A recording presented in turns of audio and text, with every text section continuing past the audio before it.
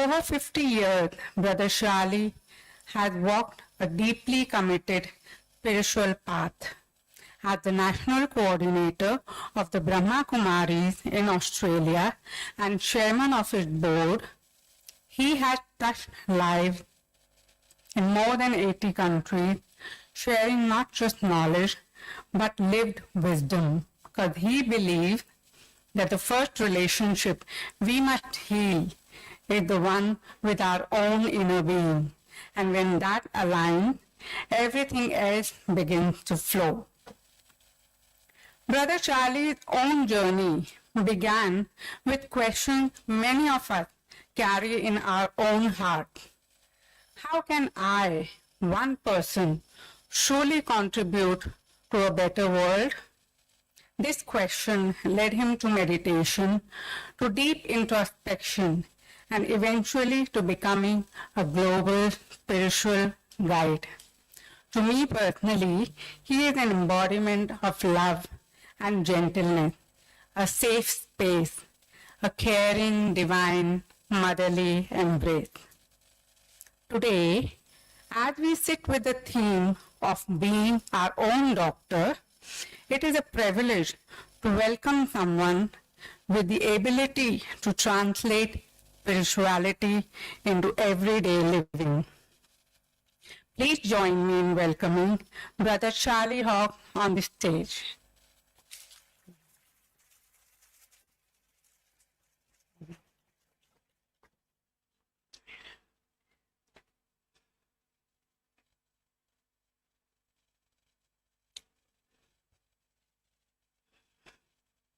Thank you, Brother Charlie.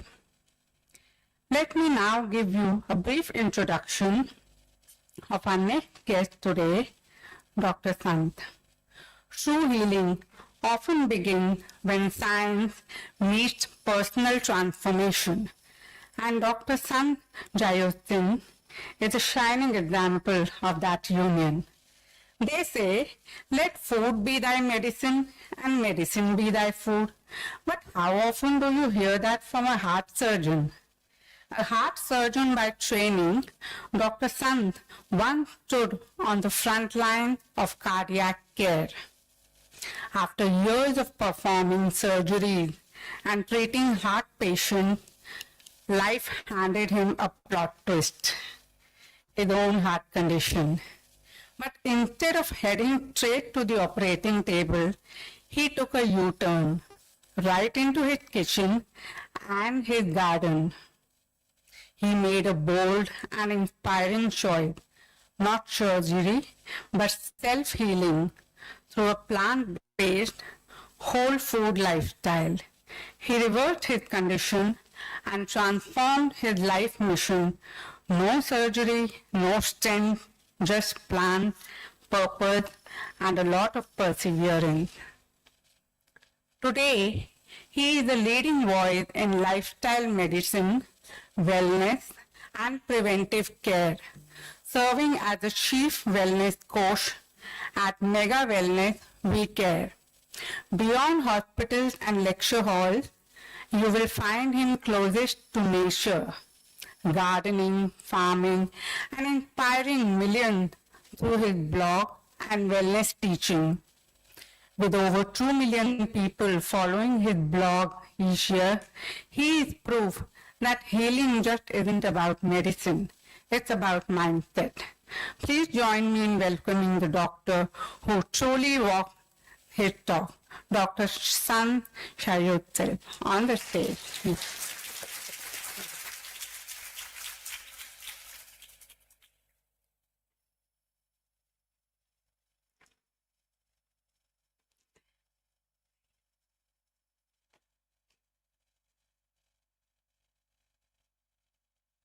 Thank you, Dr.Sant. As we continue today's program, we now invite you all to pause and allow yourself to simply be. For the next 10 minutes, we will experience the meditative sound of singing bowls, a powerful tool used for centuries to restore balance and calm the mind.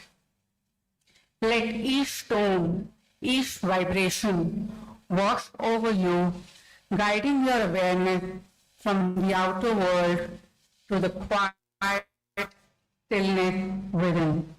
Please join me in inviting the performers for the soul-soothing singing bowls performance.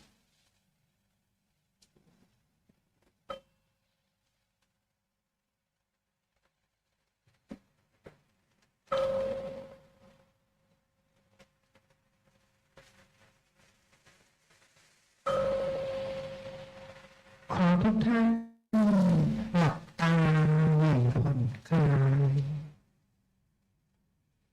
จากนั้นหงายฝั่งซ้ายไว้ที่หน้าตักซ้ายนิ้วกลางขาปิดรูจมูกซ้ายหายใจออกขวาเข้าขวาปิดขวาออกซ้าย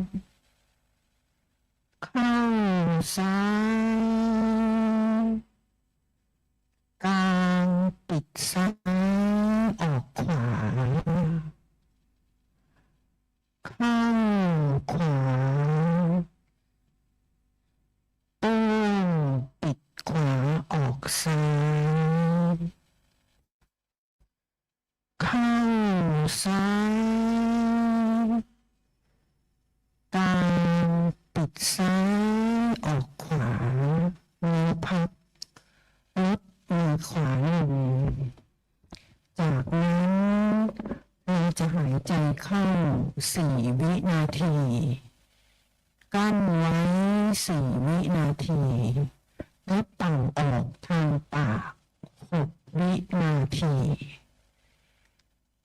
เข้า1 2 3 4กลั้น1 2 3 4เป่า1 2 3 4 5 6เข้า1 2 3 4กลั้น1 2 3 4เป่า1 2 3 4 5 6เข้า1 2 3 4กลั้น1 2 3 4เป่า1 2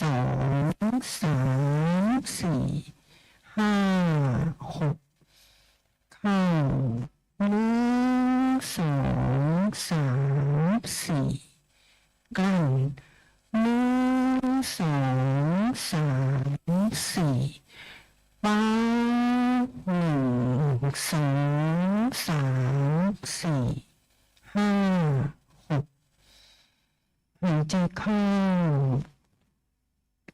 ออกเป่าเข้าออกเป่าจากนั้นหายใจเข้าออกในจังหวะของตัวเองเข้าให้ลึกออกให้ยาว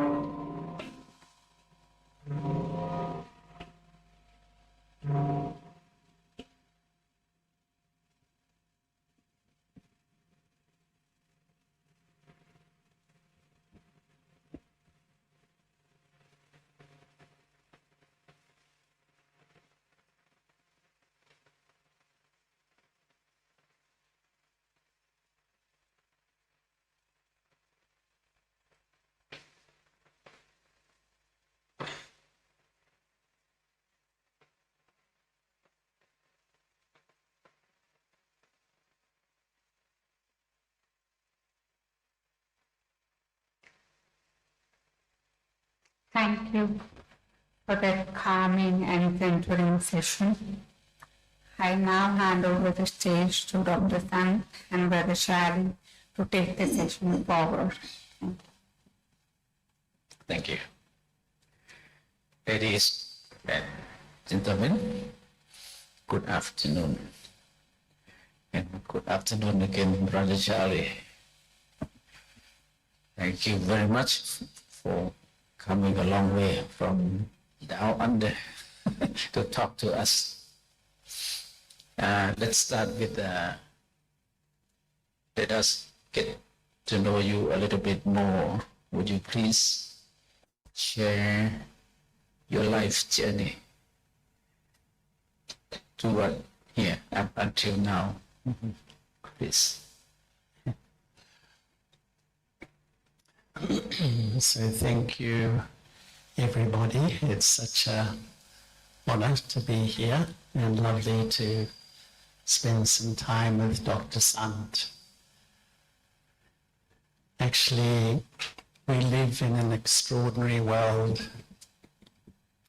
8 billion human beings, 195 countries, 6,500 spoken languages, and 4,500 practiced religions. And seeing our world, I wonder how you're managing. I wonder how you're feeling inside. Because our world is an increasingly sensitive mental, emotional, and spiritual landscape for all of us. And some time ago I read about Charles Darwin. And I think you all know Charles Darwin, who wrote a book. Evolution. That's right. 170 years ago, he spent his life actually studying the species of the world, including the human species.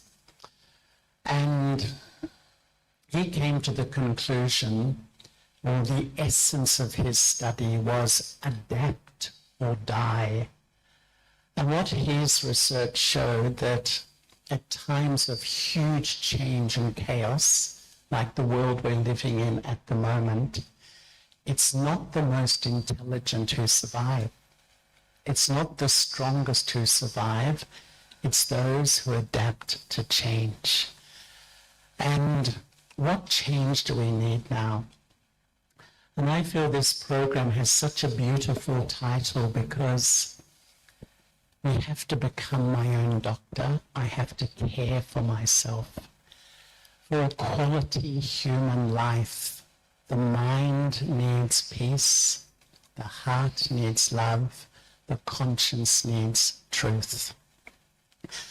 And in my experience, we need 3 wisdoms to navigate this challenging world in which we live. We do need our intellectual ability, our IQ. It helps me understand the world out there, pass exams, make money, provide for my family. But when I go through those moments in life, which all of us do, where I lose my confidence, self-doubt can kick in, and I feel anxious about the future. I feel down and I can't bring myself out of that. Does this wisdom help? I don't think so. We all know about emotional intelligence today. It's to build rich, loving relationships with each other. How important is that? To me, it's the essence of leadership. But what we're going to really navigate today is spiritual intelligence. And for me, emotional intelligence is the wisdom to build rich, loving relationships with others. But spiritual intelligence is the wisdom to build a rich, loving relationship with me. The first relationship in life is with me. And if this relationship is unhealthy, it pollutes each part of my life. It pollutes my physical health, my family life, my relationships. It flows into our systems, our governments, our businesses, absolutely everything. And being my own doctor is really about learning about myself. And I'm really fascinated, Dr.Sant, because we're so educated about the world out there. Everyone in this room, we know so much information.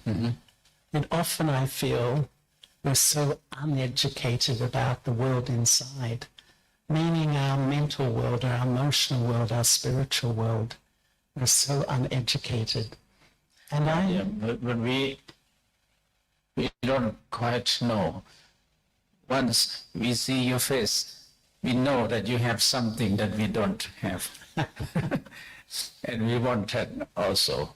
But we don't quite know the detail. You've got to tell us about learning, knowing inside. Yeah. maybe I just share a little bit. I actually grew up in Melbourne, and I think from a young person, I was a searcher, looking for something. And one thing, as even a 12 or 13-year-old, I was so concerned about the injustice in our world. So I was one of those young people always protesting on the streets against apartheid, discrimination, against the war. Australia was involved in the war in Vietnam. But one moment that really changed my life. Did they put you in jail? I mean, the policemen. They did. What happened once, I went on a demonstration against the Vietnam War. I was 17 years old. And one thing led to another. I was arrested and put inside in the jail. And I was with all the peace leaders, all the student leaders.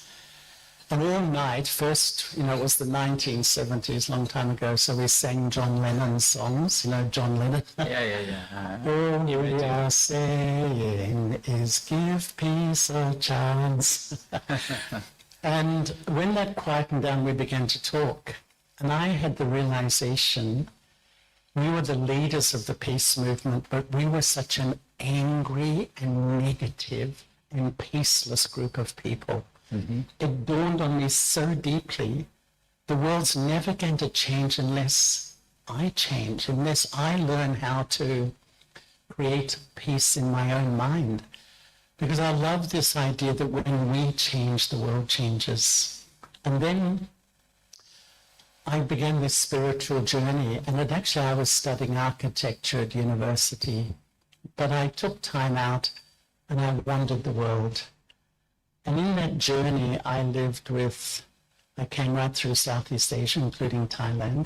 I lived with Sikhs and Muslims and Buddhists and Hindus and Christians and Taoists and yogis. It was an amazing education as to, the journey, the inner journey.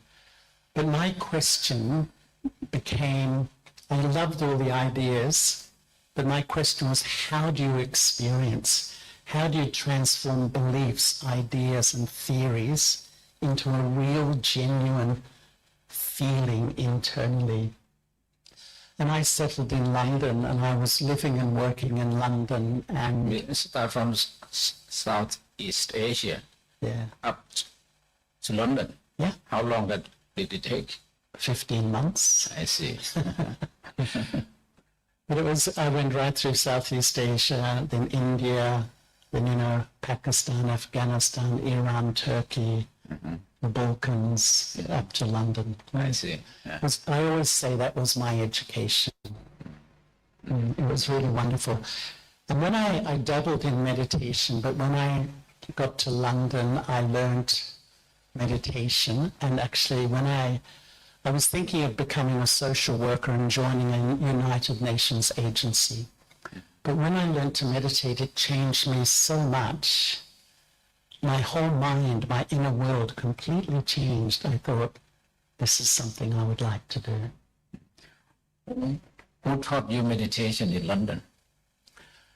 A Brahma Kumari sister. Oh, I see. Yeah. I did Buddhist meditation, Christian meditation, all sorts of meditations, and I loved them all. But somehow this one helped me transform the knowing and the believing into the experiencing. Knowing, believing, experiencing. The word believing sounds prohibitive for me. Can I change it to, I learned your concept. I make hypothesis, assumption, and then I do the experiment. Can I follow you this way? Absolutely. Okay. Go on. And then what did you find out of that 3 steps? Well, I think at the heart of being my own doctor is to know and experience who I am. And I felt I was offered an understanding, and maybe I could share it briefly, that, when we delve inside to meditate, and I asked that question, who am I? What I found was there were 3 personalities inside of me. In fact, 2 of them made me unhealthy. 2 of them made me very unhealthy, but one of them started to heal me. And I call the first personality the eye of arrogance, or the eye of superiority. It's a personality I've built around the identity of my body and all the labels of my body. And when this personality is ruling my inner system, I compare with others. And my ego says, I'm better, I know more, I am right. But when this personality seeps into my feelings, it's when I feel so easily insulted, disrespected, not valued, excluded. And so I began to see that when the false self rules the inner system, it creates a whole lot of emotions which really disturb the quality of life. So the first is the ego I. Yeah. And you were not happy with that. Well, in a sense, I think that the ego is a false sense of who I am, and the ego I takes this whole sense of all these temporary labels, my gender, my nationality, my religion. They're all temporary. It's not really, I'm something much deeper. And yet we're conditioned to believe that is who I am. And I feel the seed of that falsehood, that I'm a temporary body, has created so much mental and emotional issues in the quality of life. Yeah. We also know.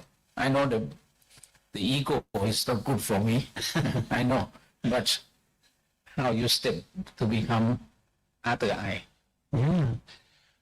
Well, often the flip side of the ego is the ego of inferiority first. And I find that's the most powerful identity in the world at the moment, where I compare with others and I think others are better. Others don't love me, others don't value me. And when this ego of inferiority, or we could call lack of self-respect, rules my inner system, that's when sometimes I feel hopeless about myself. I can be very educated, very capable, but inside I feel hopeless, inadequate, depressed, I would say. And to me, in psychology, depression is like a sadness that my dream in life to be loved and valued hasn't happened. But spiritually, to me, depression is a mourning for the loss of my true identity. I'm living my life, but who am I? So when the ego of superiority and the ego of inferiority are dominating, up and down, what we offer, or what the offering is, that the original self is the soul, or the consciousness, which is, in my mind, a wonder. Because the soul is just a point. It exists, but it has no physical size. In mathematics, a point exists, but has no length, breadth, or width. Wait. What is a soul? What is the default characteristic of a soul? Let me know, please. Well, I would say the soul first is, as I was saying, the form of the soul is a point. Because the soul is non-material. It doesn't have a physical size. The soul lives in the front of the brain around the pituitary gland. The soul lives before the body, takes on the body, and at death the soul leaves the body. I, the permanent self, the original self, am immortal, eternal, non-physical. But life is this wonderful marriage of the permanent self wearing the temporary self. But when I forget the permanent self and I only think I'm the temporary self, to me, the stress that creates, because I'm living a falsehood, it creates stress in almost every aspect of life, and it has a massive effect on our physical health, because I'm living my life without really knowing who I am. So the soul is our inner self, permanent one. And what is the default character? I mean, the character of the soul. What are characters of the soul?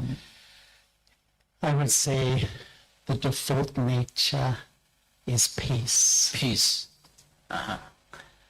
And you know, sometimes when we meditate, we try to psych myself, I must relax, I must relax, I must be peaceful, must be peaceful. Actually, all I have to do is know and experience who I am, and automatically I return to peace. Because when I live in my original state is peace.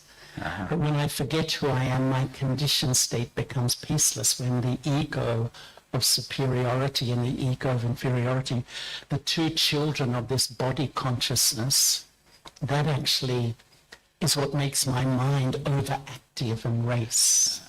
So at the soul, there is no thought, right? Because you said thought bring in upset. So at the soul, there is no thought. Can you calm down the thought Minimal thought. I to would say. reach the soul, and the soul is peaceful. There is peaceful. Okay. You know, one interesting sort of way I look at it is like a tree. A tree has a seed, a trunk, branches and leaves. Your thoughts are the leaves. Millions of leaves, but what is feeding the thoughts is the branches, the trunk and the seed.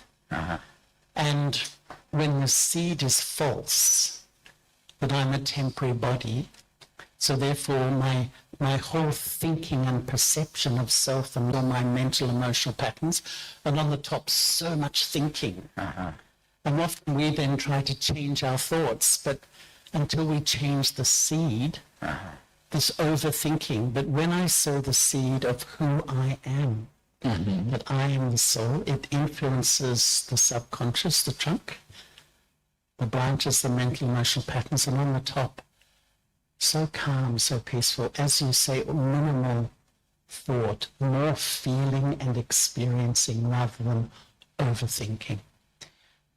So you've got to plant the seed every day. Yes. To remind who you are, right? I see. And what happens when the soul is exhausted? I mean, run out of energy.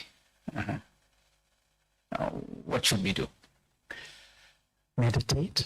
Meditation.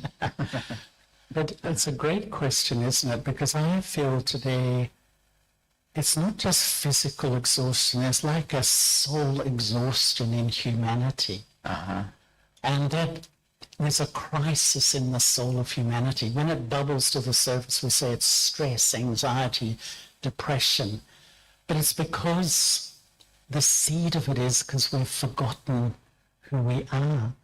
And therefore this overthinking, this emotional roller coasters, we're absolutely exhausted mentally and emotionally because we're not living in peace. We're trying to find peace, but we can't. You said we pick up the wrong seed, become ego and lots of thought, negative thoughts. And when we pick up the right seed, we become peaceful soul. Yes. But now I have already this seed, already having a wrong seed in me. And how can I change the seed to the soul? That's a great question, isn't it? I mean, how can I upgrade, say, computer language from this ego seed to the soul seed? Mhm. You know, I would say this is the spiritual journey. The journey of moving from the habits and the addictions of body consciousness, where I only identify with this, and on a daily basis. To me, I wake up every morning and I meditate. But to me, meditation isn't something you just sit down and do, then switch your mind back and then you rush around again. No. Meditation is an attitude to life. It's like I start to live my life as a peaceful soul. This is my sense of self.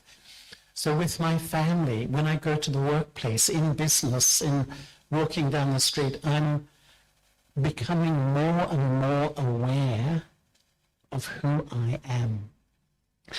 And automatically, I emerge peace in my inner being. I don't have to try to be peaceful. I just have to know and experience who I am, and it's the actual byproduct, a natural byproduct of that awareness. So the upgrading need meditation and need to do it every day. I think so. And you focus on the morning. Okay. You know, for me, I think I began this, as you heard, 50 years ago. And I don't think I've missed a day in 50 years of meditating in the morning. Because it's almost like, I sometimes think the mind is like soil in a garden. You're a gardener. Yeah. And the awareness is the soil. So when the awareness is very pure, clean, peaceful, when you step out into life, you have to be very busy. You're a surgeon and a doctor to advise. But when you create that awareness, all the thoughts growing out of that awareness during the day, even when you're physically active, are good thoughts, quality thoughts. Even minimal thoughts, but they sustain me during the day, the quality of my thinking. Okay. I got it.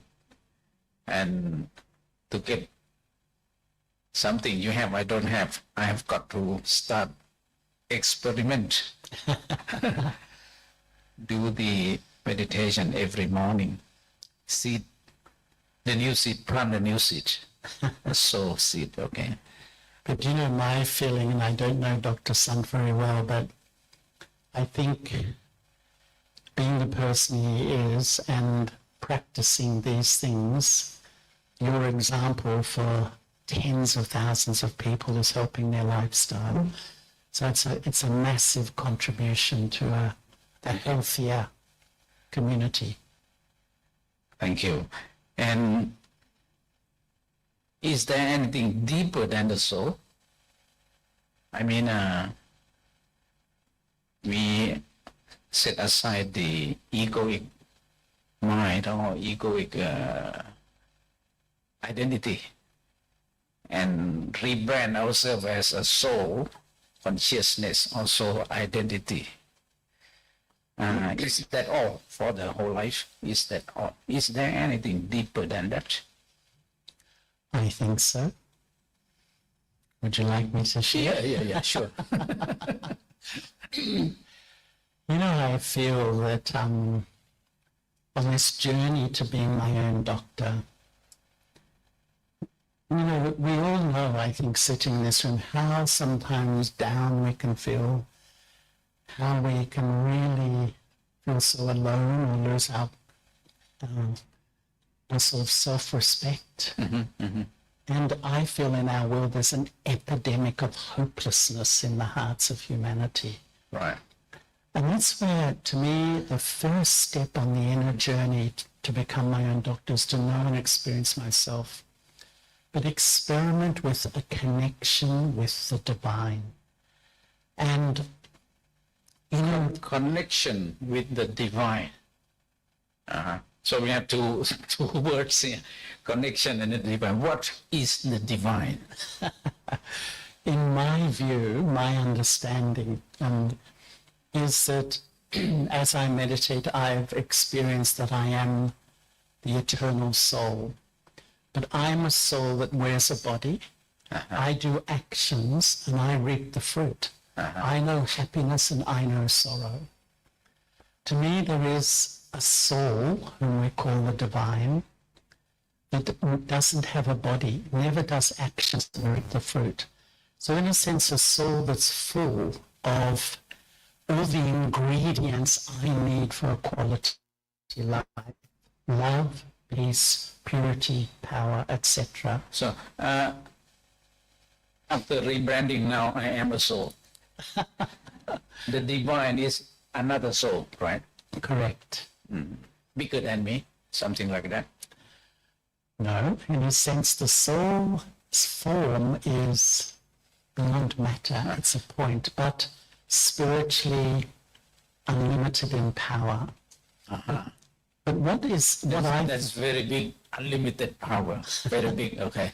But a soul, similar to me, I am a soul also. That divine is a soul also. Absolutely. I see. And now, how can I connect? How can I plug in? Plug in and suck energy from the divine to me. How? How to plug in? Well, just as, I am a soul, and you can see me, I'm sitting here, but I'm expressing, aren't I? I'm speaking. But actually, when I leave my body, I'm a dead body. It's the soul expressing. In the same way, the divine is a soul, a conscious, real being, not a concept, not an intellectual belief. And yoga, the word yoga actually means a union. It's a union of I, the soul, absorbing in the divine. And how do I do that? My own experience is the more I let go the consciousness of my body, and in meditation, it's almost a process of letting go what I identify with doing. That I'm a doctor or I'm a this or that. That's what I do, it's not who I am. Then stepping back from all the labels of my body, even my gender, the soul has no gender. Right. And so you're stepping back into the truth of who you are. And when you become soul conscious, detached from your body, you look through the eye of your mind and you see and connect. The third eye is the eye that connects, opens and connects with the divine. And it's like you then live stream that energy from the divine into your mind. And that, my own experience, because when I wake up early in the morning, I sometimes sit in front of the divine and I allow myself to be completely loved. Completely So loved. we've got to open, right? Open. But I found my whole inner world just calms down, cools down, settles. A beautiful stillness. It's almost like you become so still. And there's a feeling you have everything you need. When your soul is full of the ingredients of a purity and a love, that energy is like recharging your battery once again. That exhaustion you told about starts to massage the soul. And this is why the more I connect there, it's like I start the journey of regaining my own internal power. My internal self-respect. I rebuild. It's like I'm healing the relationship with myself. So let me reflect my understanding just to make sure that I understand you right. To plug in, to connect to the divine, I've got to start with meditation, leave my egoic mind, upgrading my mind to be a soul with with a kind of peace as its character. Once I become a pure soul, then I open myself up to receive energy or peace or love or whatever from the divine. But you mentioned the divine is a conscious being, right? It seems to me that you hold the divine as a person like God, something like that. But for me, I come from a scientific background. I don't quite believe in the idea that some people, big man sitting in the sky and tell me how to do this and that. I mean, God-like stuff, I don't quite get it. Will it be possible for me if I hold the soul, hold the divine as just a few unified field of energy, something like that, of which all soul come from and go back to there?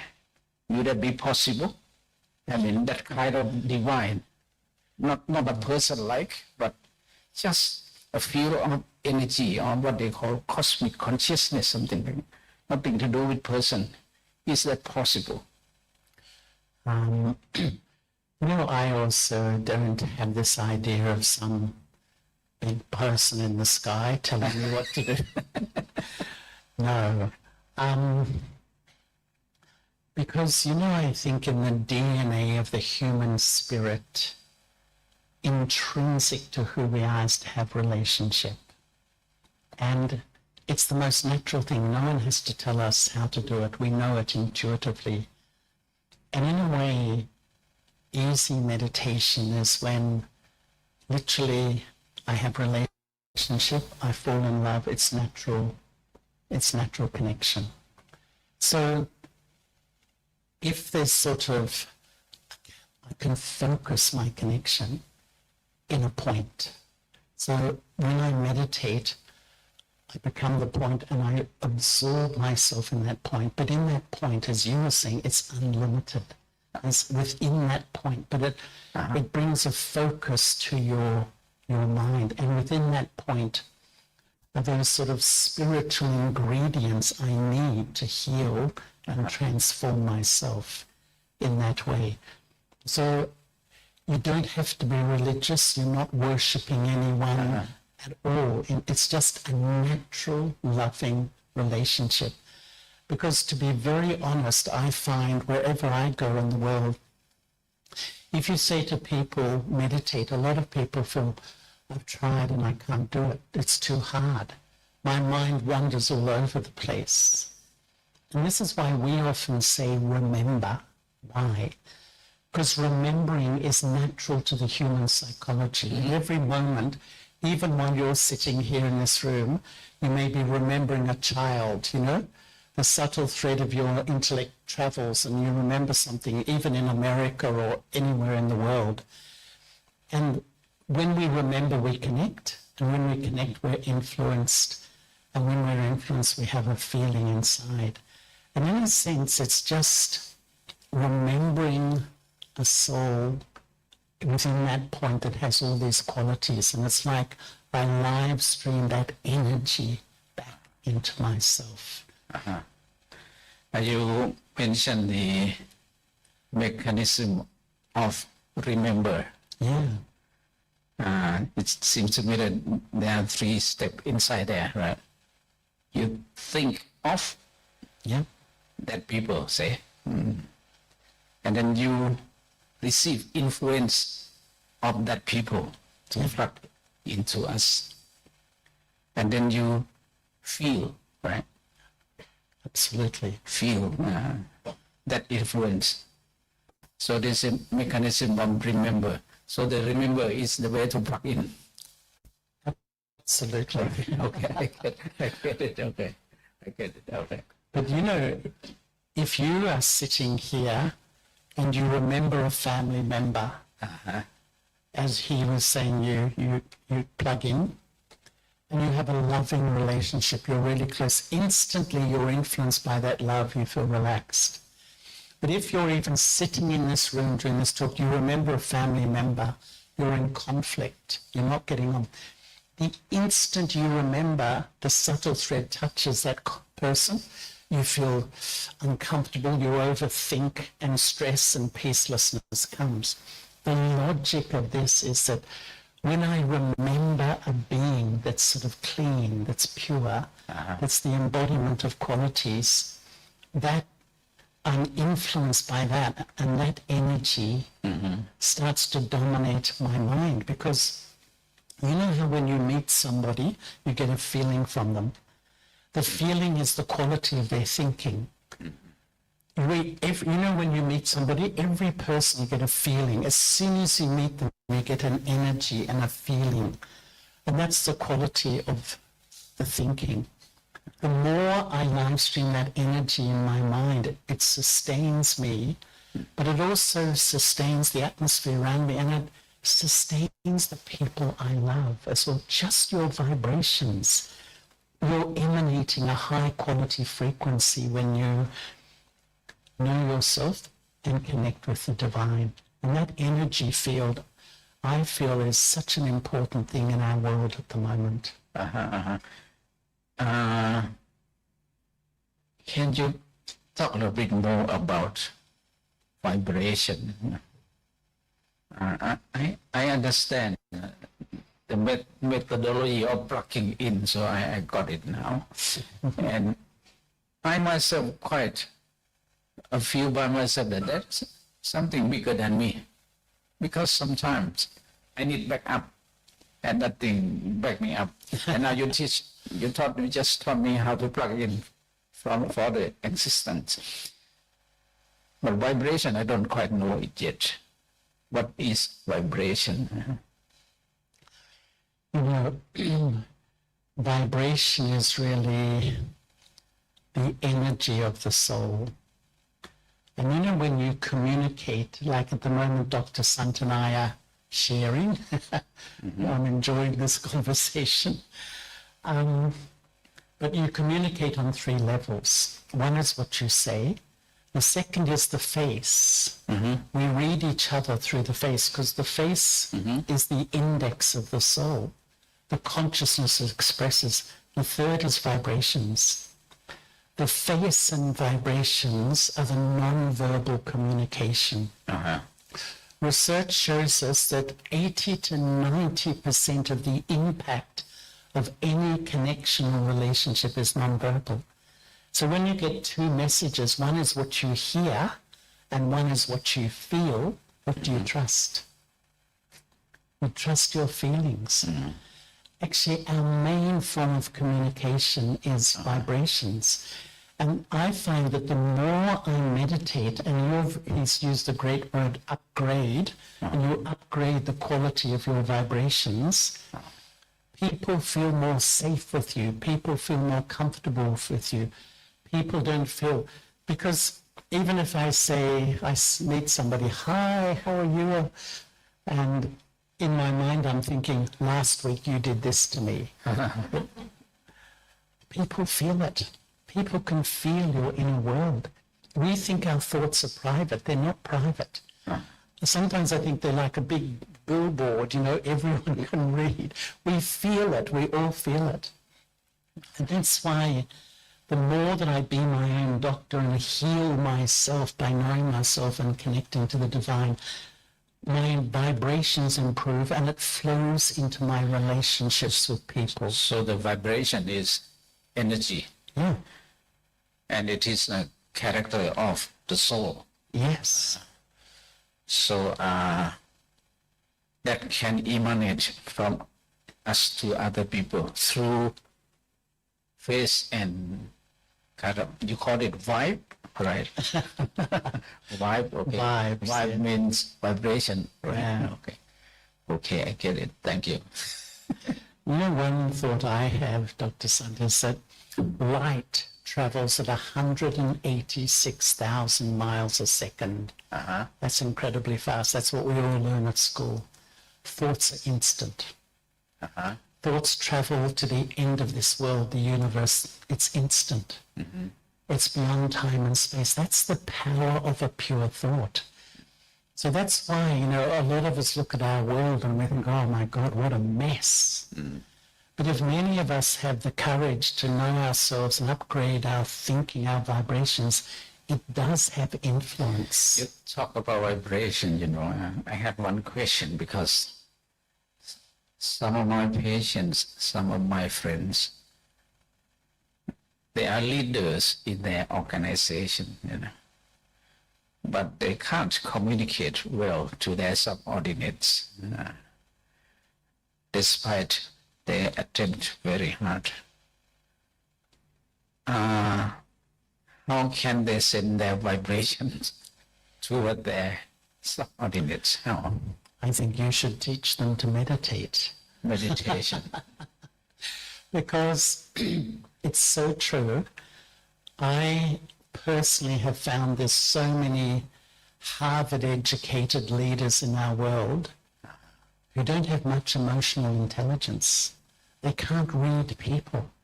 That's why really often the best leaders are mothers. Because mothers have an innate tuning into people, and they can understand how to respond to people. It's such an art form. The more I connect with myself, I see others beyond their body. I see them as a soul.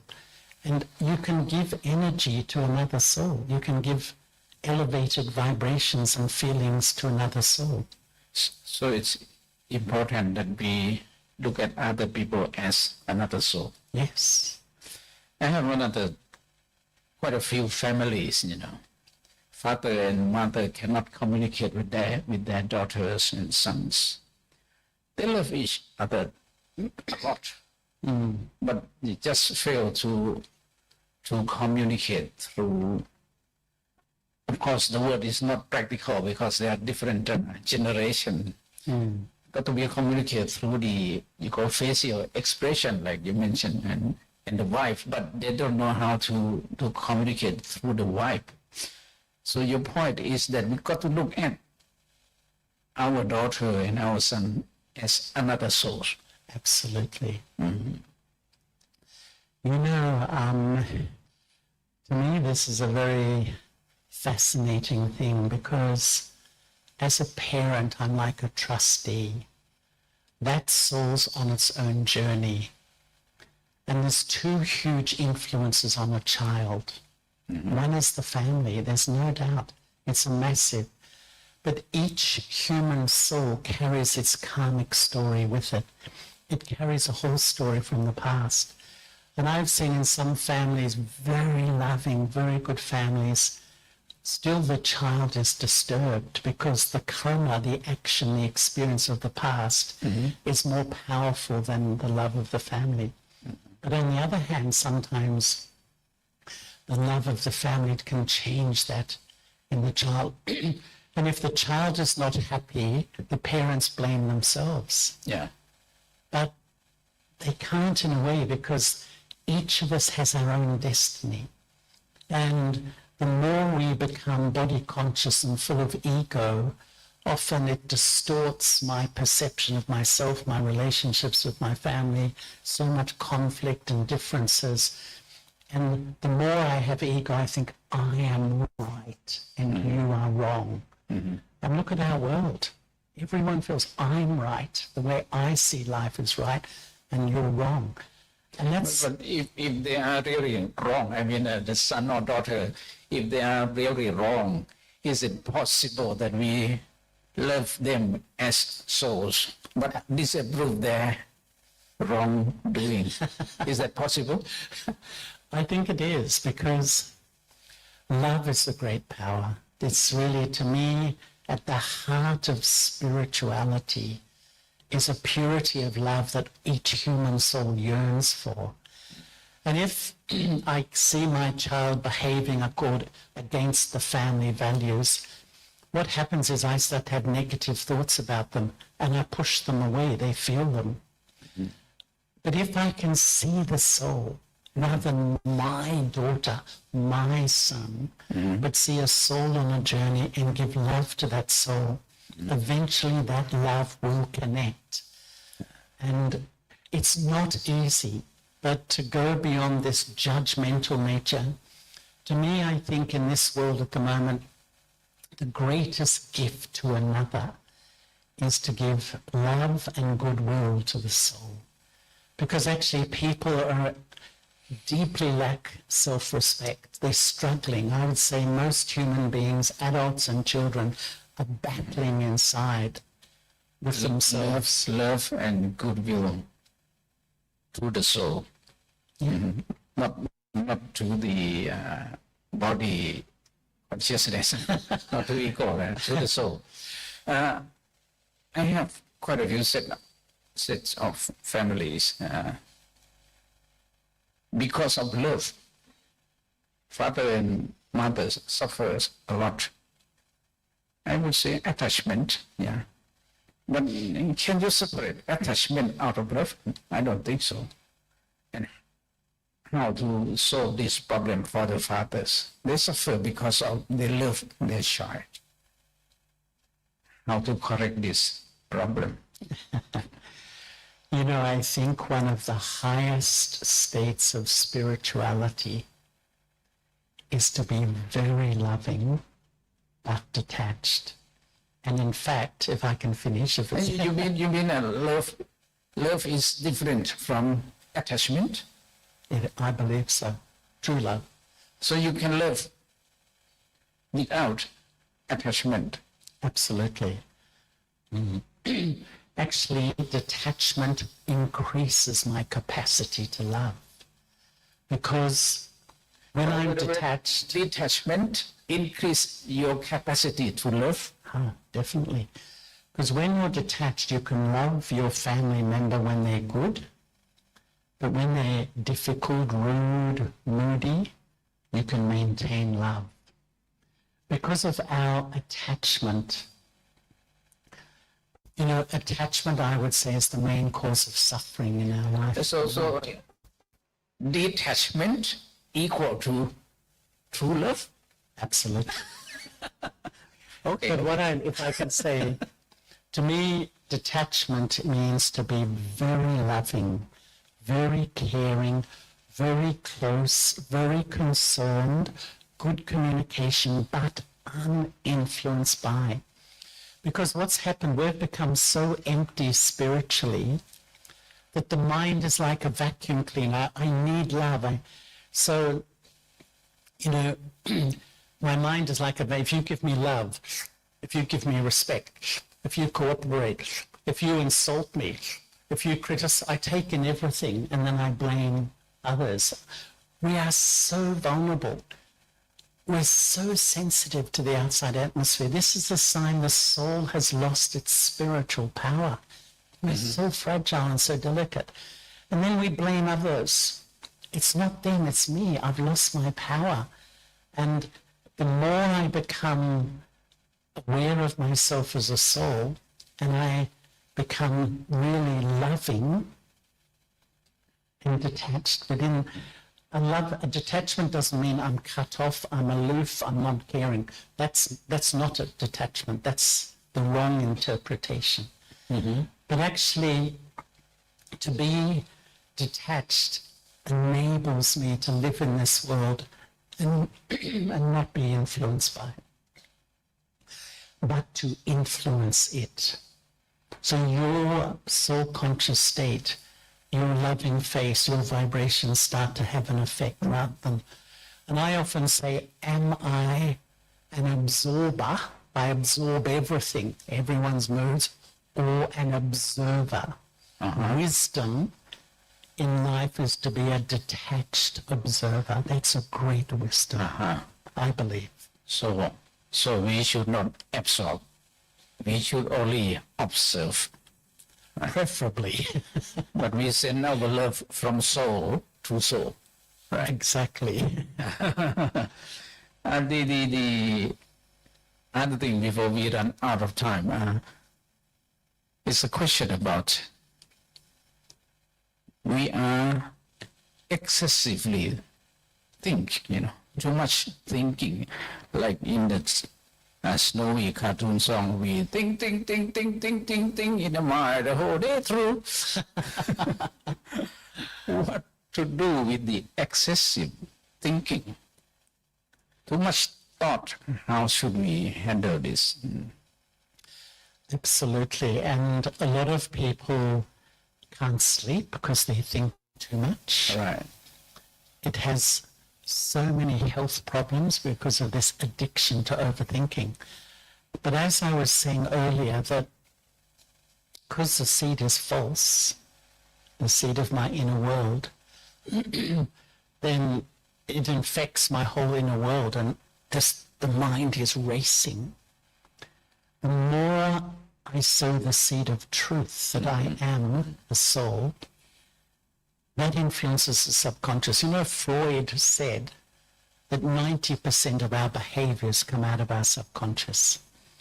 So when I reconnect with my subconscious that I am a peaceful soul, that influences the thinking at the top of the tree, and the whole tree cools down. But I also believe that, we're action addicts today. Because we don't get anything inside, we do an action to get a result. I do something, you love me. I do something else, you praise me, or whatever. So I'm just addicted to action. And when I stop, if I stop and I have no company, nothing happening, actually most people feel really empty inside. There's nothing. And so we think, oh, this is really uncomfortable feeling. Let's just, how will I fill that emptiness? With busyness. The culture of today, run, go. That is But it's a problem. form of suppression. It's another problem. A lot of friends and patients, they are businessmen, businesswomen, and they have very hectic life, What would you recommend? I feel it's okay to be busy, but you have to, because it's deep, because my whole sense of identity is on what I do. I've attached my self-respect that I'm an important businessman, I'm well known, I'm famous. And therefore, when someone doesn't treat me like that, or I feel offended, insulted, it's the ego game that we're investing in. Now, we have to play our part, but the more I become self-conscious, it's almost like I play my part, but I'm really sustained by who I am, not what I do. The whole culture of this world is to get a sense of who I am, I build an image in the world out there. And that's why people fear death. Because I've invested in an image my whole life. This is who I am, this is who I am. And I build this image, and then in 1 second it will go, that whole sense of identity. But when I'm a soul, the whole way through, I know who I am, and I know at some point I'm going to leave this body. And so you come back to sowing a good seed Yeah. right from the beginning and do it every day. You mentioned about fear of death. I had that when I was 55, when I had my heart problem. It was very intense worry about family, not ready to die yet in those days at 55. And what should we do? What should we do to minimize the negative effect of the fear of death? One of the most powerful byproducts of knowing I'm a soul and living in soul consciousness is that the more I really live it, I understand the most natural thing is I, the soul, will fly from this body. It's like the soul adopts the body, but because I forget who I am, I think I'm this, and I attach myself to this. The more the law what attachment does, it builds fear and insecurity into life. Attachment to family, my body, my role, everything. And spirituality is to love life, love my family, look after my body, do everything, but not attach my heart. Because, and that's, once I sometimes think of life like a train journey. Life is the train. People hop on the train, people hop off the train, it goes to the next station, people hop on, people hop off, that keeps happening. Eventually you hop off the train. Life is the train. And when I attach my heart to anything, I will be so fearful. But the nature of life is change. The only permanent thing in life is change. And when we start to understand that I am the soul on this journey, and I'm going to leave this body, but I will continue my journey. And that's why blue chip investment, if I can use that language, is not in the stock exchange. It's in good actions. And one of my friends in Australia, my closest friends, he's actually an oncologist, but he's now a palliative care physician. He says when people are dying, there's two things on their mind. First is, what sort of person was I? It's like a self-evaluation of my values, my principles. And secondly, how did I treat other people? And he says everything else is forgotten. How much money I made, how big my house is, how famous I was, how many books I wrote. It's irrelevant. So what's really important, if I live my life now, what sort of person am I? And am I really am I treating other people well? This is a good quality life. And when it comes to the essence, that's ultimately what's important. Am I living according to my truth? Do I feel comfortable with who I am? We all know that, sometimes we do actions against my truth. To me, that's been the most uncomfortable human feeling when I do something I know is against my values and principles. I see. And one thing is, you mentioned earlier when we start talking that the soul is permanent, but eternal. You use the word eternal, right? Eternal, yes. The soul is eternal. Is that help to minimize the fear of death? Feeling that the soul will be there. That's, I would say, at the heart. I've done experiments in the laboratory of my mind to experience that I always exist. And the more you taste the feeling of that I always exist, actually, the account of fear reduces step by step, slowly, slowly, slowly, slowly. That's freedom. To be free from my own fears. Now, it doesn't happen overnight. It's not honest to say that. It doesn't really happen. And once when I started my meditation, I was working in London at Imperial College London, the university, in the physics department. I had a job scanning for the quark. Do you remember when they're trying to find the smallest particle? Yeah. And I asked the scientists, these are the world's leading scientists trying to find particles. And I said, is the particle, what do you feel, is it eternal? They said, yes. The unit of matter always exists according to the science. The unit of consciousness, the soul, always exists. And when I start to become so conscious, the fear of death, what a freedom that is. We all grow up in a culture of so much fear of death, but it's a falsehood, actually. It's based on ignorance because I think I'm a temporary body.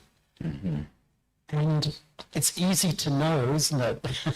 But to really experience it, that's why this whole thing of being my own doctor is daily practice. Just doing a little bit every day, feeling my pulse, what do I need spiritually, just doing that work. And it's a beautiful life, actually. Yeah, you mentioned fear of death, or stop fear of death is a byproduct of living as a soul, right? So it got to base on the belief or the experiment that the soul is eternal. Yeah. I can buy that. I mean, even though I have a scientific background, I can buy that idea that the soul is eternal. Yeah. It makes you feel happier. So why work hard? I mean, just buy that idea and then be happy. I can do that. Yeah. Yeah, I think I will be under the frame of time here. Would you please lead us to do what you usually do, I mean, meditation? Because we want to learn from you. We want the thing that you have, but we don't have. So we got to learn, practice from you as well. Can you spend a few minutes to lead us, Sure. please? So first of all, thank you, Dr.Sant, for that lovely conversation. I really enjoyed it, so thank you so much. And can I suggest for these few moments we're going to be accompanied by our beautiful singing bowls. But can we put down phones, put down papers, put down bags? If you need translation, of course you'll need to have your... And all I'm going to do in these few minutes is just to offer a few thoughts, just to simply begin the journey to being my own doctor. And if I can suggest that when your mind wanders off, and you all know that that's the habit of the mind, just don't react, just gently bring it back. And listen to the words, not just to hear, but to feel. Try to feel what is being suggested.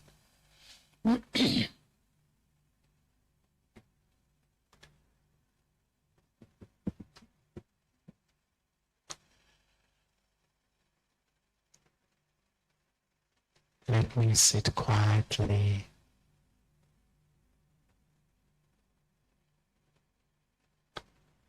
Just relax.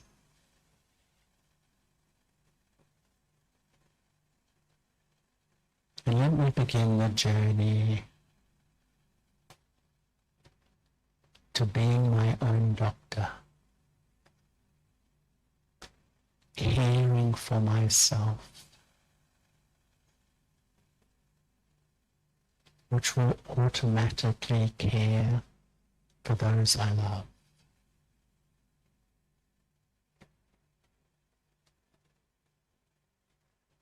Let me begin the journey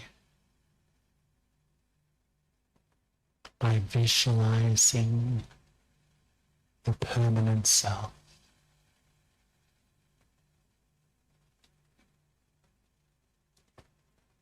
Just visualize I, the eternal soul,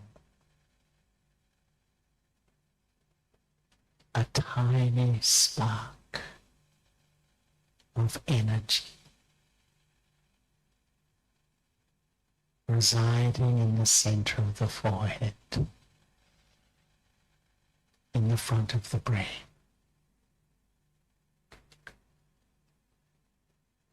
Just hold this image in your mind. This is the true self.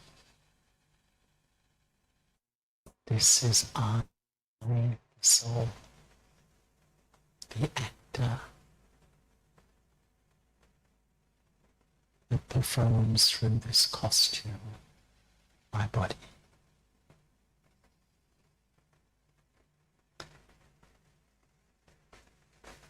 And in this sweet place of self-awareness, I begin the journey of letting go all the limited identities I've created.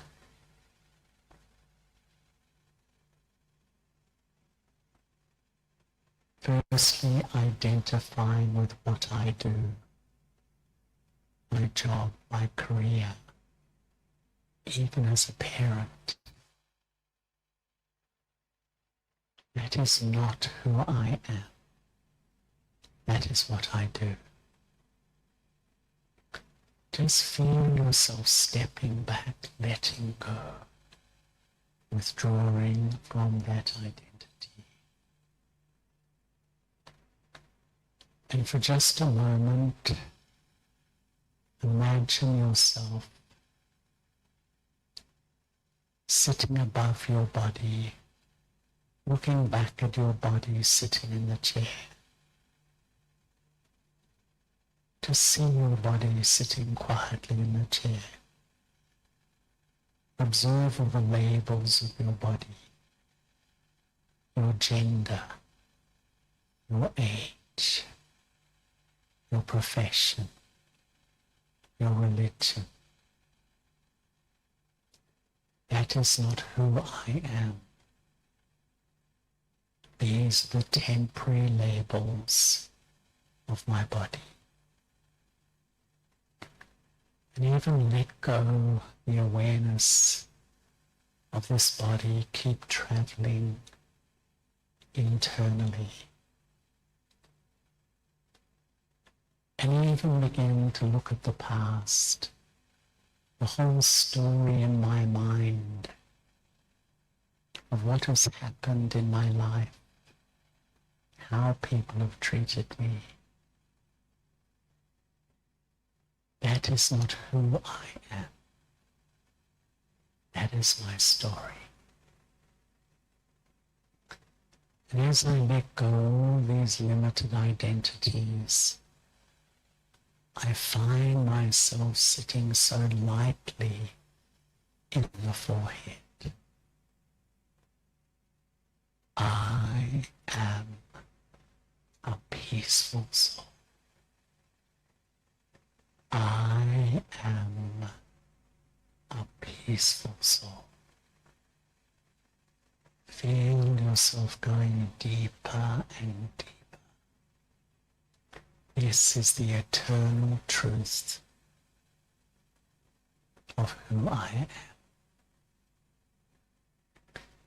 The more I become soul conscious,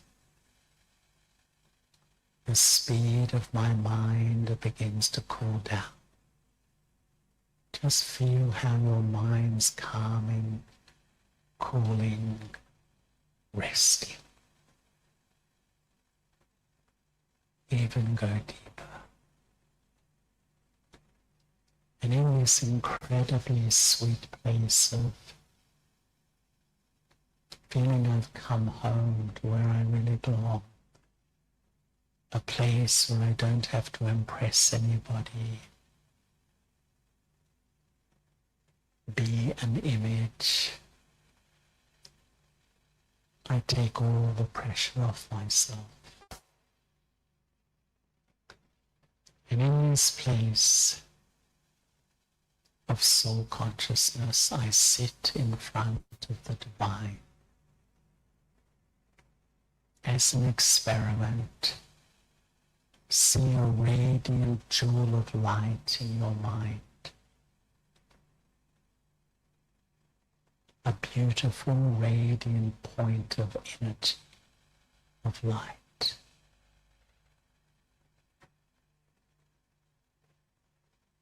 An unlimited ocean of peace, of love, of power, a source of energy. Just gently rest your mind on this being. This is a real living being that's pure. This is the one relationship that always exists. I, the soul, in love with the divine.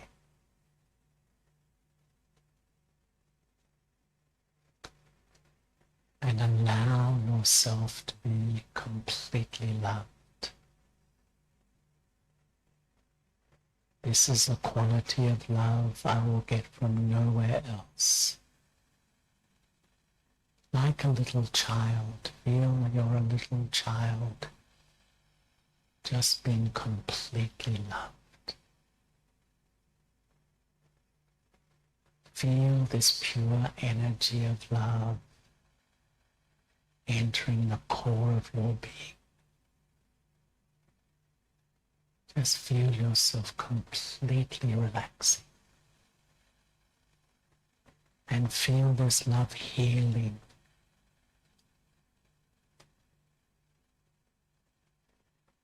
Healing the negative relationship I have with myself.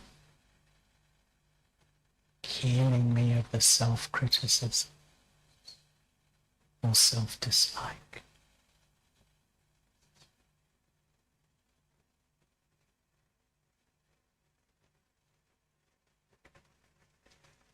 This union of I, the soul, with the divine is the highest union of the mind.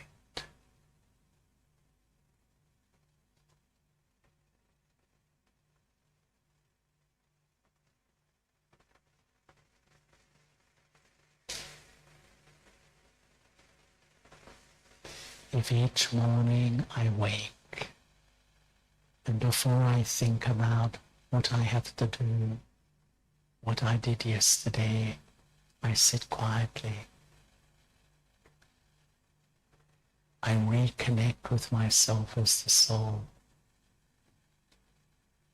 I let go body consciousness.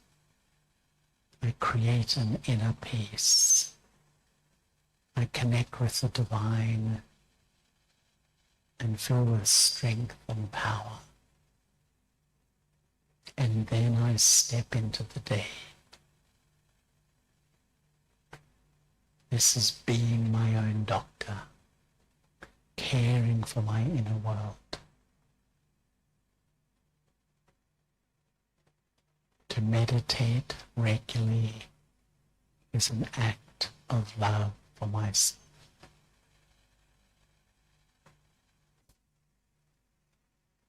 To meditate regularly is an act of love for myself.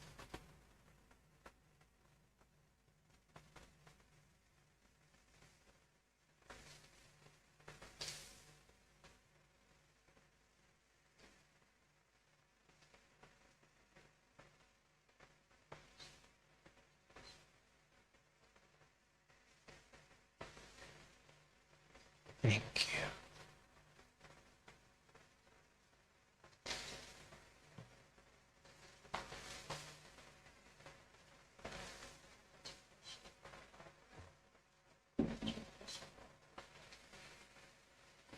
Thank you very much. I enjoy that.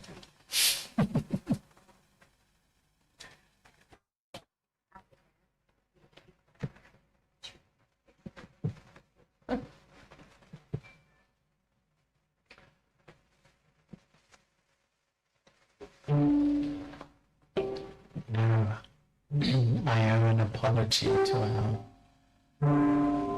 because I was supposed to do this, but I forgot. So can we just have a couple of minutes of Yeah, sure. silent reflection and listen to the calls We just listen, right? and meditate? Meditate. Just for 2-3 minutes.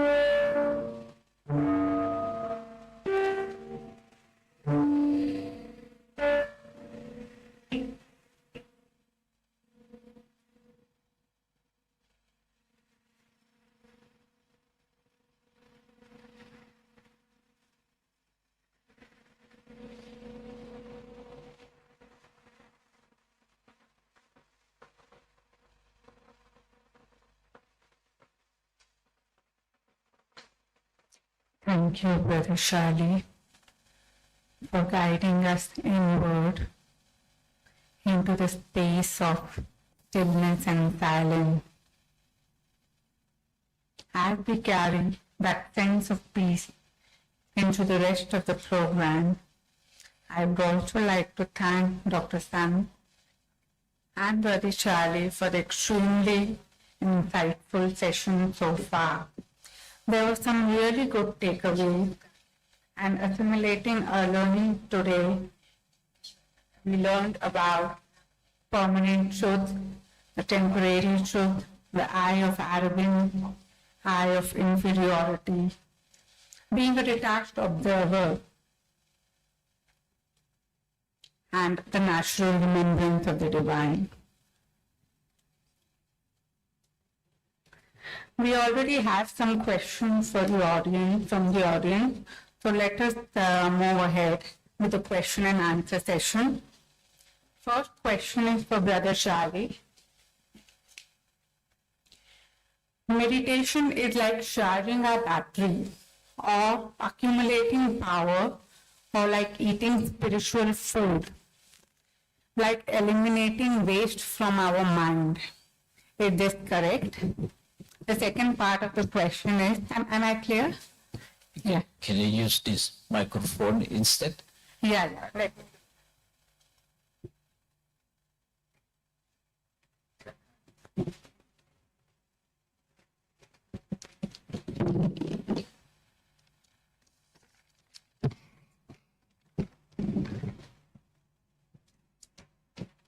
So repeating my question, meditation is like charging our batteries or accumulating spiritual power or eating spiritual food and eliminating waste from our mind.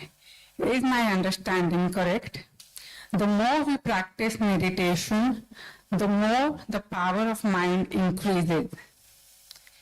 Is meditation to practice stop thinking and let the mind just relax to empower the mind? Is my understanding correct? My own understanding is that the nature of the mind is to create thought. And when you meditate, it will reduce. But the idea developed through time was because we have negative thoughts, try to eliminate thoughts.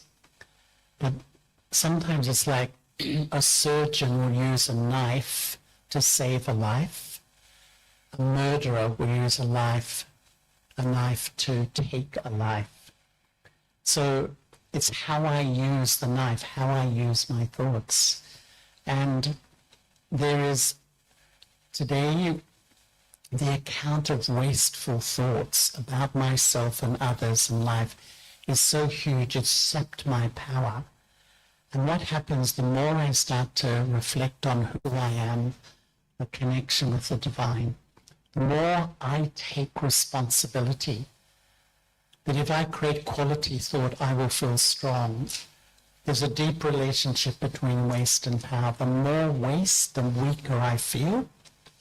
The more I create quality thoughts of self and the divine and seeing others as souls, I will actually start to feel stronger. So it's actually, using, understanding my thoughts, taking responsibility for what I think. Because there's 4 types of thoughts really, like positive, negative, waste, and necessary. What percentage? For most of us today, so much is negative and waste. So it's like I decide now, I'm going to build up the amount of positive and deal with my quality of waste. Definitely the quality of life will improve. Yeah. Thank you, Brother Charlie. I think Dr.Sant wants to ask. In the question refer to relaxation. Does the relaxation of the body muscle per se, nothing to do with the thought, does the relaxation per se can calm down the thoughts? Absolutely. I once was a guinea pig in a meditation experiment in San Francisco, where they were really measuring the effect of meditation. You know, there's there's thousands of studies now about the positive effect of a regular meditator. And what they show is the more I learn the art of detaching from my body, it almost helps the organs because they cool down. Detachment from your body. It's like when you sleep, but you do it without sleeping. And the more you live your life a bit detached from your body, it's like it's much more gentle on all these organs. But because this is a material form made of all the little building blocks of atoms, the energy pulsating through it is the soul. As the soul energy really calms, cools, and that energy will just, you know, even I think when I started, you know how sometimes your stomach churns, the heart goes beating, these sorts of emotions, I feel less and less and less. But nothing happens overnight. It's just a gentle process of change. Thank you. Thank you. Yeah, would you please write down your question on the paper? Yeah, we'll come back to you. We'll come back. Okay. I'm sorry, I'm here to learn new thing. I'm a Buddhist, very neo-Buddhist. When I heard you, I am a bit confused. Because in Buddhist practice, we have to keep everything happening in our body, even our mind, not even thinking. Keep the mind, keep the soul, everything as a neutral state. But you're trying to say about thinking about connect to this, to that. That's mean to send the soul outside your body. You got me? Are you talking to Dr.Sant? Or I think it's his turn To for a both question. of us. To both. The question is that as from the Buddhist background, we should drop everything, Yeah, at a neutral state, neutral mind. drops everything, and the way we just discussing sitting new seed of soul, won't it stir up things rather than drops everything? That's the question. Yeah, question. My confusion is that you said you connect. Does mean you bring your mind outside the body? The mind will always stay in the body, but your mind is always traveling to places you've been in the past, things. It's always, you stay here, but consciously you travel and connect with people you know, memories of the past. It's the same sort of concept. And what I'm doing is connecting with a source that's pure and clean and benevolent, etc. And it's almost like that's a generator, and it's charging me as a battery. Because of overthinking, wasteful thinking, body consciousness, ego, all these factors, I've lost my power. Well, how do I charge up? So I charge up by knowing the self, practicing and connecting with a source. But you know, I often feel for me, I often think it's really good to experiment because we are all different. My big lesson in life is what suits one doesn't suit another. But there's no harm in trying. I tried dozens of meditation methods and I fell on this because it worked for me and I experienced. But I don't say that it's for everybody. But the main thing is to meditate. That's the main thing. You may find a path that you're comfortable with. But today we've just been sharing one aspect of the journey. Dr.Sant? Yeah, it just challenge us to do the experimentation by ourselves. The common ground is that upgrading ourselves from from egoic mind to the soul is common ground between Buddhist and our concept, say. Our concept, yeah. Different ground is connecting to the divine. That's the different ground. This talk challenge us to make experiment. The assumption is that we learn the concept of connecting to the divine, and we assume that if we connect to the divine, we'll be happy. And then we've got to make experiment. If you be happy like him, that's the correct way.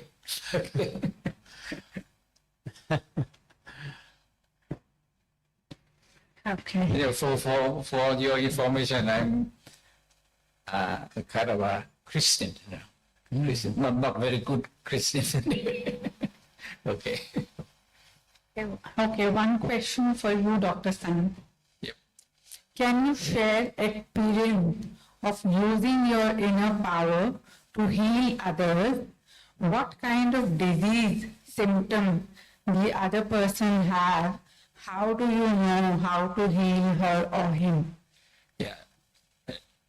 Apart from the medical knowledge of the body, okay, it's not a secret. The method I use, we call it coaching. There are 4 components of coaching. Shortly, we call it CAPE, C-A-P-E. C stands for compassion, love. I mean, I got to love them first. Now I get new idea that soul, love soul. That's much easier to do then. C stands for compassion. A stands for acceptance. I got to accept my patient regardless. Sometimes they kind of are very you know, sometimes. but I got to accept them 100%. Yeah. That's acceptance. P stands for partnership. I and patient got to be partner, work together as a man to a man, not a doctor to patient, you know, just partnership. And E stands for evocation. Evocation means I point out the motivation inside them. And upon that motivation, it will drive them to succeed in changing their health behavior. So CAPE is the methodology of that I use to treat patient, in addition to the medical knowledge of the body. Okay.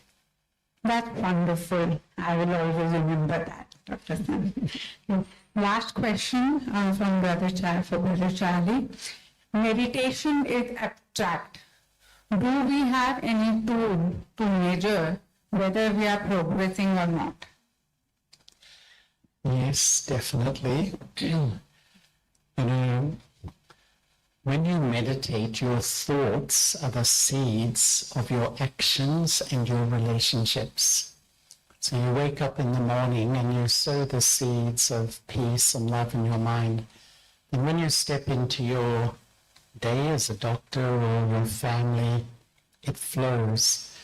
And for me, the main things I found is my self-respect changed. I started to feel a lot more comfortable with the person I was. I definitely felt a lot calmer. And at the beginning I would meditate and I felt calmer when I meditated, but the more I practiced, it came more into my life and my everyday behavior. And definitely I felt a much happier human being, because I do feel that when I live in the awareness of who I am, that's a life that's close to truth. If I forget who I am and try to create an image in the world, that's always going to be challenging. So, yeah, self-respect, inner peace, happiness, and a sense of well-being. And I think one thing very important to me is to have goodwill for everybody.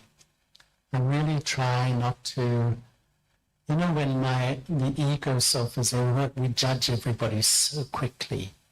In 1 second, we make assessments and judgments. I think the greatest gift to each other is to see the soul have love and goodwill.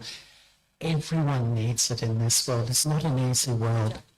Everyone's struggling inside with a whole lot of issues about themselves and their lives. And I think to have that compassion, as you were saying, love, goodwill for everybody. It's, to me, a beautiful life is to live in self-awareness and just have goodwill.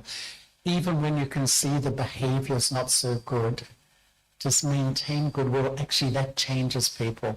Telling them off that never changes them. Giving them love and goodwill actually helps people shift their behavior. I think the best measurement for success is happiness. You know? Yeah, I agree. If I have your face, I'll be successful. I'm going to donate my face to you.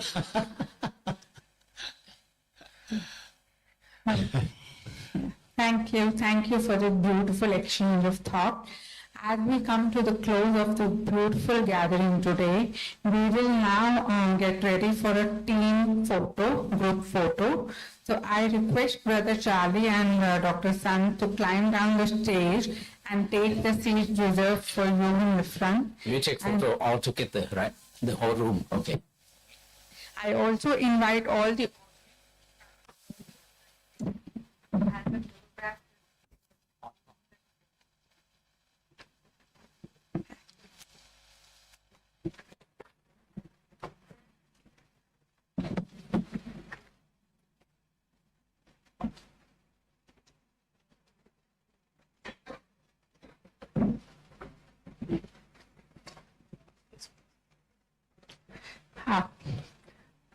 Would you all please come to that?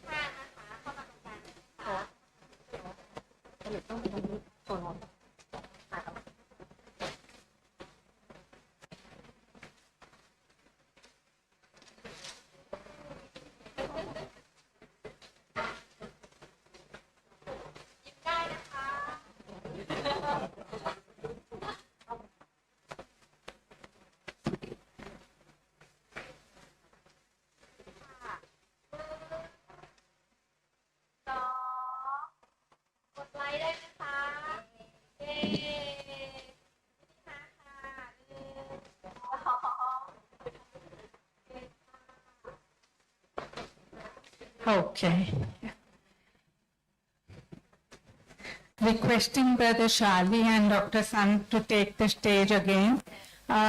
Before leaving, we,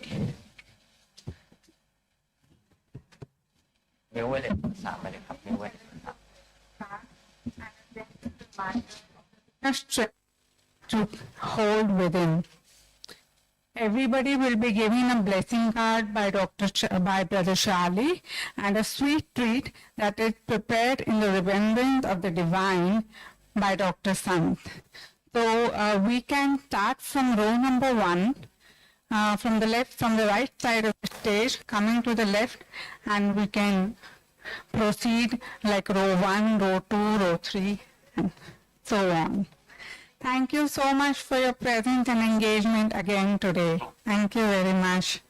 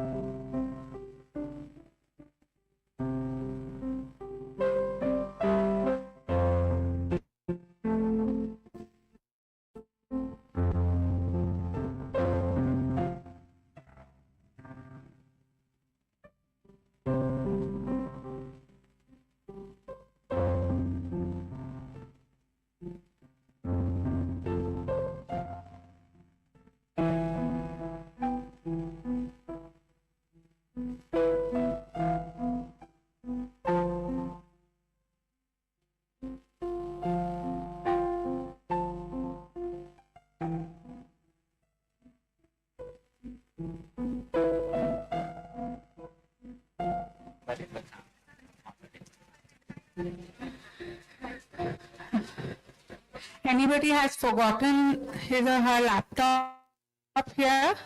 I'm sorry, iPad. Hmm.